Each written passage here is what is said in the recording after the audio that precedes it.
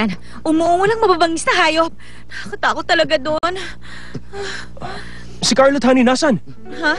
Nauna sila sa aming umalis eh. Wala pa rin ba sila? Kailangan ni Honey ng tulong ngayon. Hindi na. Okay na siya. Nandun na siya ulit sa camp. Ano? Ito ba yan? Kung mahal mo nga ako, bakit hindi mo kilala? Ang puso ko. Pero hindi ba... Wala naman akong... puwang dyan sa... Honey. Panaginip lang. Parang totoong halik ang naramdaman ko. Di ko na palalagpasin ng pagkakataon upang sabihin na mahal kita. Mahal kita.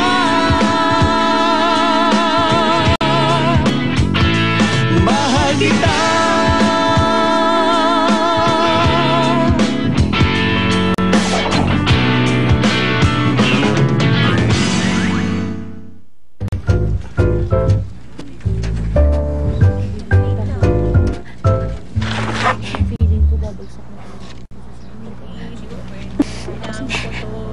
Narinig mo?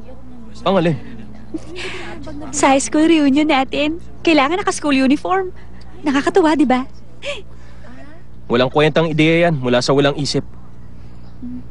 Narinig ko. Ayoko. Hindi ako interesado. Ganon? Ako nga, excited na sa reunion natin eh. Marami tayong makikita doon. Hindi ka ba interesado? Kung kamusta na sila? Hindi ako pupunta ron. Ay, sungit nito. Ang hirap talaga intindihin ng taong to.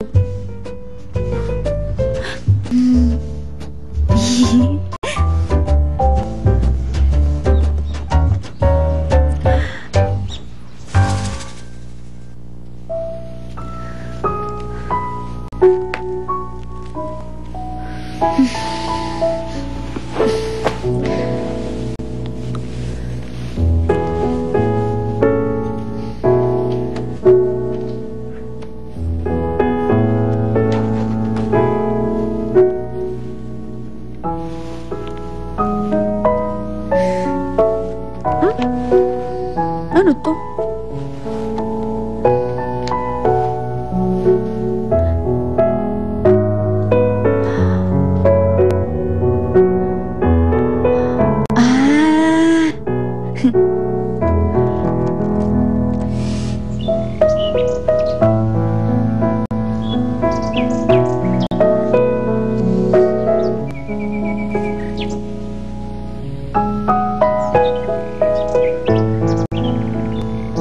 Ito yung dahon na nagdala sa kanya sa akin. Sa panaginip.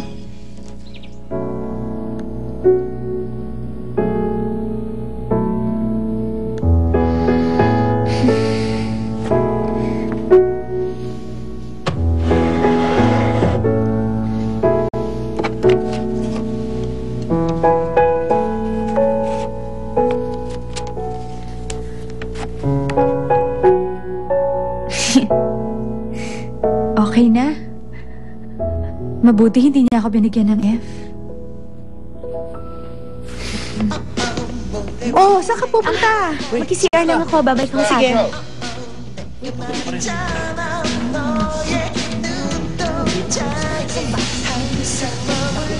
Nagpunta ka naman?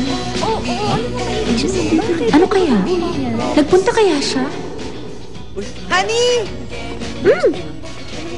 Bakit ang tagal mo? Oo nga. Tumawag ako sa'yo, sabay na sana tayo nagpunta. Pinaiwan kasi ni Tita Raquel yung cellphone ko eh. Bakit pinaiwan? Ha? Ewan. Sabi niya sa akin meron daw siyang idea.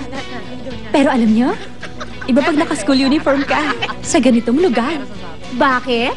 Eh kasi hindi natin to pwedeng gawin ng high school tayo. Nakakatuwa nga, di ba? Sus, para namang masunurin ka nun. Oo, pag naka-uniform ako. Teka, nasan si Jigo? May trabaho na kasi siyang natanguan eh. Hindi siya makakapunta. Kung ganon, magiging chef na siya? Magiging chef na siya. Sandali. Si Jello. Nakita niyo? Hinihintay ko na lang kung kailan mo babanggitin si Jello eh. Oo, andito siya. Pero hindi siya naka-uniform. Hindi siya sumunod sa dress code. Andito siya. Babalik ako. Mag-hello lang ako kay Jello. Sandali lang, ha? Hello lang?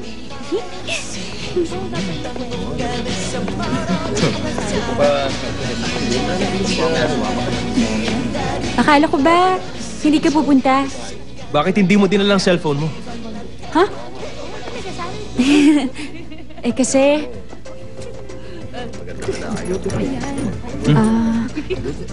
ano to? Pinabibigay sa'yo ni mama yung susi ng bahay.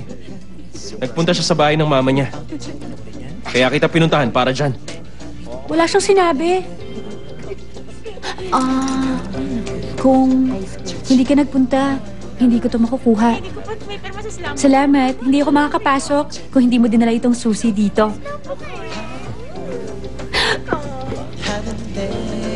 Total, nandito ka na rin. Magstay ka na. Mag-hello ka sa kanila. Ayoko. Oh, Jello. Saan ka pupunta? Maupo ka muna. Ang tagal natin hindi nakita. Oo nga eh. Gusto ka na? Ah, Jello, kamusta ka na? Kamusta?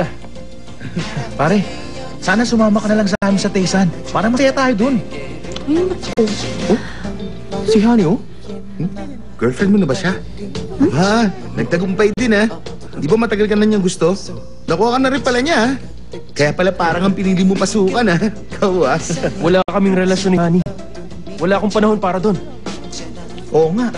Ikaw pa eh, ang tigas ng puso mo. Paano ka magkaka-girlfriend? Tsaka si Honey, oh yun. Ang teletabi ng class 7.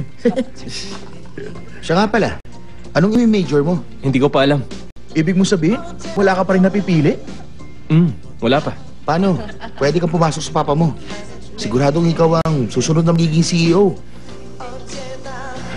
Hindi ko na palalampasin ng pagkakataon. Rinay ko, akala ko unique pala. Cavity prevention. Meron.